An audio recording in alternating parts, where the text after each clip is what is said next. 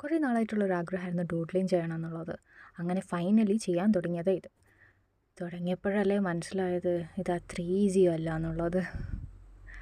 കുറേ ടൈം എടുത്തു ചെയ്യാൻ വേണ്ടി.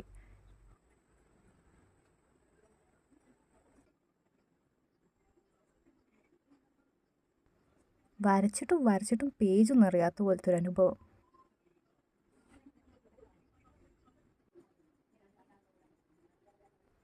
കൂടെ തന്നെ ഫില്ലിങ് കൂടി ചെയ്തതുകൊണ്ട് കുറച്ച് ആശ്വാസമൊക്കെ കിട്ടി. അങ്ങനെ ഒടുവിൽ ഇതാ ഇവിടെ വരെ എത്തി. നെക്സ്റ്റ് എന്ത് വരയ്ക്കും എന്നുള്ള ചിന്തയും ഒപ്പം തന്നെ ഉണ്ടായിരുന്നു. എത്ര ആലോചിച്ചൊന്നും കിട്ടിയില്ല. അങ്ങനെ ഫൈനലി ഞാൻ ലോട്ടസിലെത്തി. ലോട്ടസ് പോലെയൊന്നും തോന്നുന്നില്ലെങ്കിലും ഞാൻ ഒപ്പിച്ചു.